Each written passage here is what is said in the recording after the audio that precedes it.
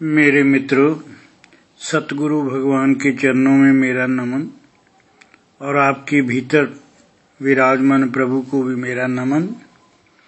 हम मन के विकारों की बात कर रहे हैं। हम बात कर चुके हैं काम की, हम बात कर चुके हैं क्रोध की। अब बात करते हैं लक्षण, अब बात करते हैं राग की।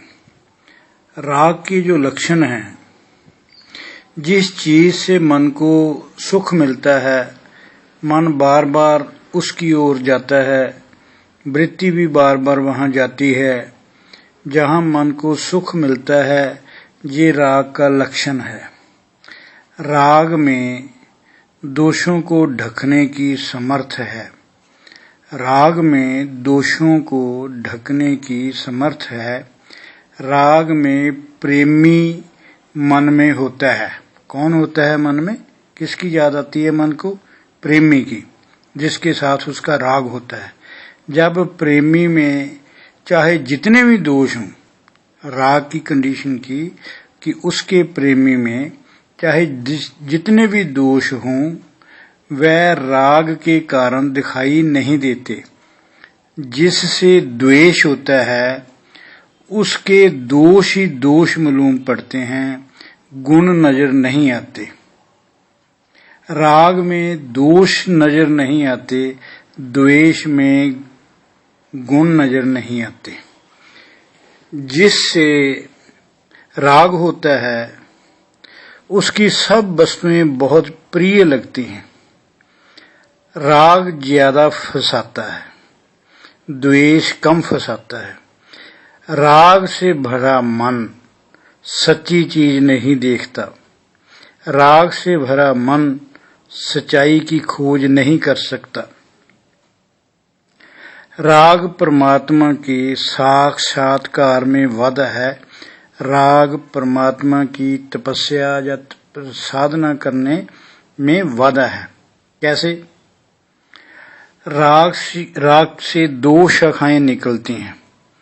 यदि राग पूरा हुए तो उससे लोभ व काम निकलता है।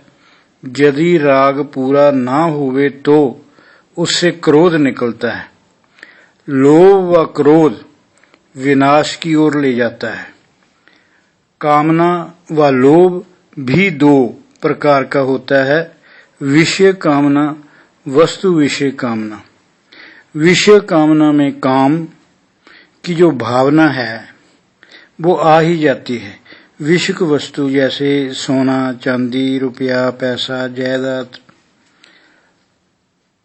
लोभ के कारण हमेशा कामना बनी रहती है, और आए और आए और आए। मन कभी तृप्त नहीं होता, जितना मर्जी धन दौलत परमात्मा दे दे।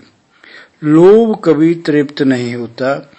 अतृप्ति शांति लाती है। काम दो दिला होता है, लोभ एक दिला होता है। लोभी के पास दिल होता है। जिस चीज का लोभ होता है, जैसे सोना चांदी, उसके पास दिल नहीं होता। काम जिसके मन में होता है, उसका दिल होता है, और जिसके प्रति काम होता है, उसका भी दिल होता है। लोभ के दो पक्ष होते हैं। जो हमारे पास है वह छूटे नहीं, जो दूसरे के पास है वह हमारे पास आ जाए। जब लोभ होता है और आपके घर में काफी पैसे पड़े होते हैं तो रात को नींद नहीं आती कि कहीं कोई चुरा कर ना ले जाए। जो राग होता है ये अंधा होता है। सच बात है जी। जो राग है ये अंधा होता है। माँ बाप को भी भुला देता है, अपना कर्तव्य को भी भुला देता है, अपने हित अहित का सोचने को भी भुला देता है, अपना आपा भी भूल जाता है आदमी जिसमें राग बहुत ज्यादा हो। जब राग होता है तब मन में प्यारे की तस्वीर होती है। जब मन में द्वेष होता है तब मन में दुश्मन की तस्वीर होती है। जब मोह होता है तब कुटुंब की तस्वीर होती है। जब लोभ होता है तब धन की तस्वीर होती है। तस्वीर मतलब उसके बारे ही सोचता रहता है। जब राग करेगा वह सदा रोएगा। जो भी राग करेगा वह सदा रोएगा। राग मीठा जहर है। जिससे राग है अगर धोखा दे जाए, जब बिछड़ जाए, जब मर जाए तो रोना ही पड़ेगा। चाहे तुम छोड़ो चाहे वह छोड़े, दुख तो दोनों में ही है। राग का इलाज, ईश्वर के प्रति राग करो। ईश्वर के प्रति राग दूसरों के प्रति राग को छुड़ाता है। ईश्वर के प्रति राग क्या करता है? जब आपका सही मायनों में ईश्वर से प्रेम हो जाता है तो बाकी सब चीजों से प्रेम बहुत कम हो जाता है। दूसरों से भय छुड़ाता है। जब आप ईश्वर के प्रति अपना राग बढ़ाएंगे तो फिर आप डरेंगे नहीं, क्योंकि आप महसूस करेंगे कि परमात्मा मेरे साथ है। चाहे तुम छोड़ो चाहे वह छोड़े, दुख तो दोनों में ही होगा। राग का इलाज तो यही है, ईश्वर के प्रति राग। दूसरों से भय छुड़ाने के साथ साथ मन को कोमल भी करता है ईश्वर के प्रति प्यार। दूसरों के प्रति क्रोध को छुड़ाता है। देखो, मैं आप एक बात मेरी ध्यान से सुनो। कृष्ण भगवान जो हैं, कृष्ण भगवान से राग था गोपियों को और कृष्ण से भय था कंस को।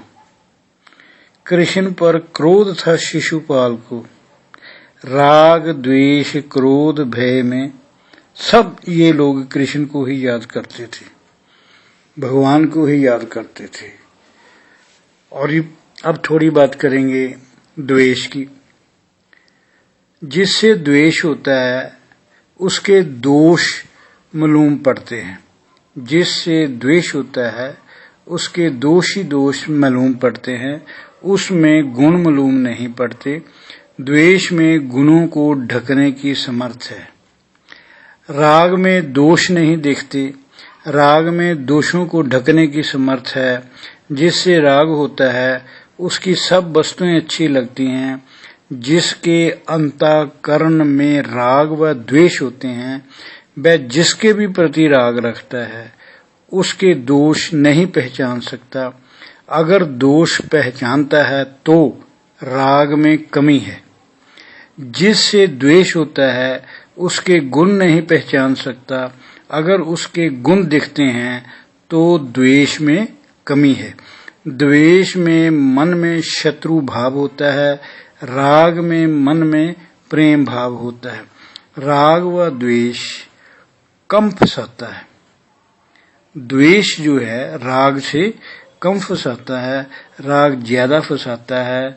यदि राग में कभी कमी आ जाए या राग में कमी ना हो, वह पूरा राग हो, तो उसमें से लोभ व काम निकलता है। लोभ वस्तु विषयक होता है, जैसे सोना और चांदी, जमीन जायदाद।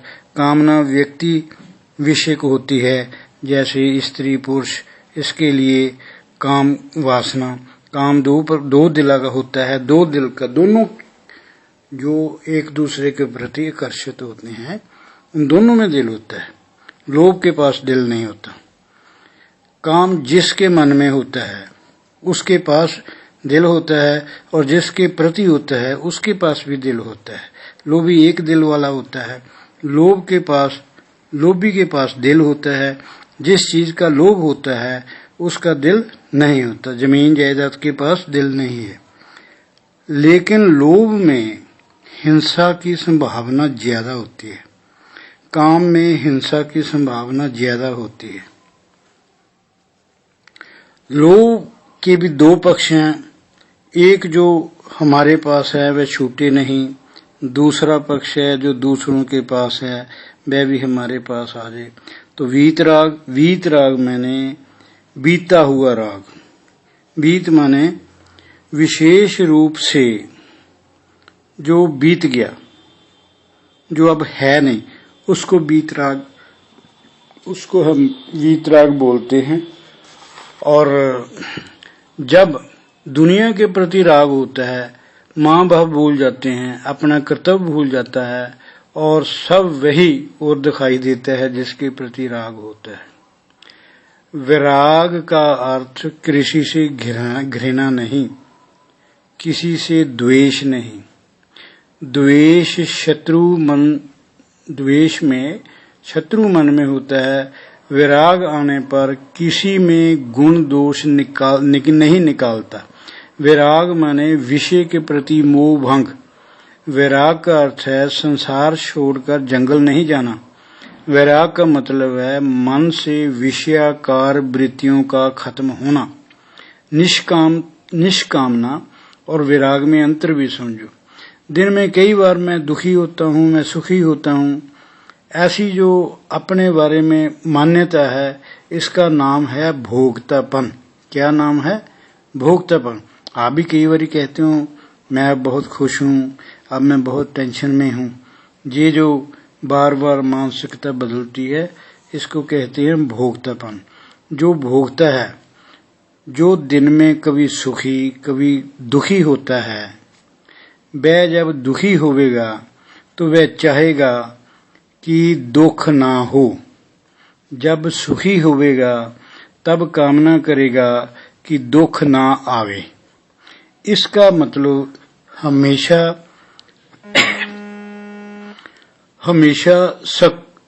सकाम रहता है। कामना उसके मन में हमेशा उठती रहती है।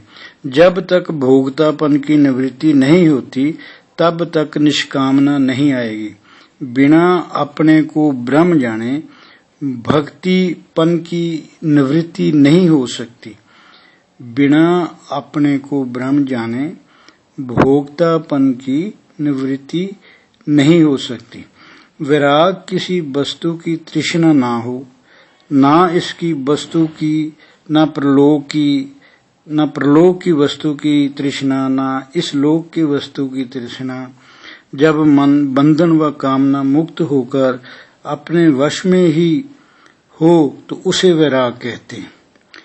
राग जब होता है तब अपने प्यारे की तस्वीर दिल में होती है।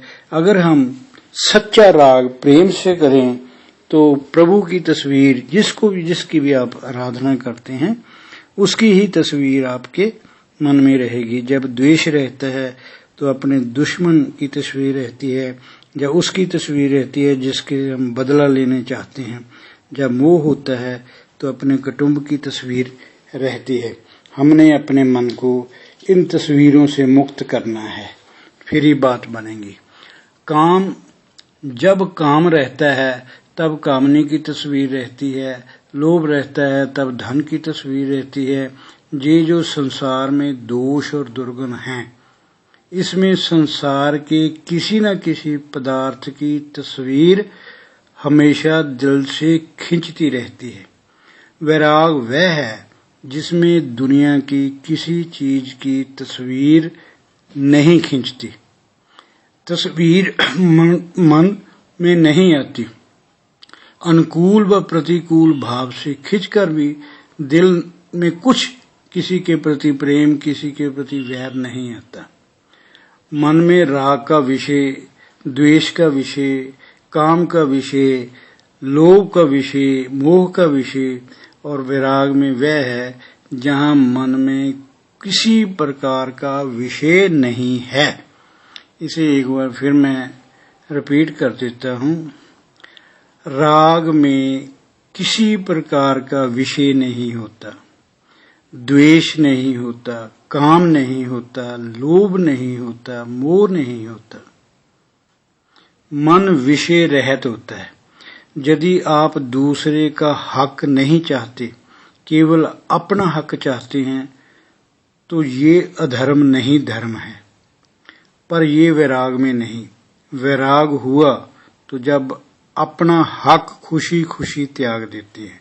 वैराग में दूसरे का हक मारना तो एक तरफ, जो अपना हक है वह भी खुशी खुशी त्याग देते हैं। पराई स्त्री के प्रति काम बिल्कुल नहीं होता, और ये मानसिक तौर पर इसका त्याग हो जाता है। प्राय पुरुष के प्रति काम बिल्कुल नहीं होता। ये अधर्म का त्याग है, लेकिन इसका नाम वैराग नहीं। वैराग कब है?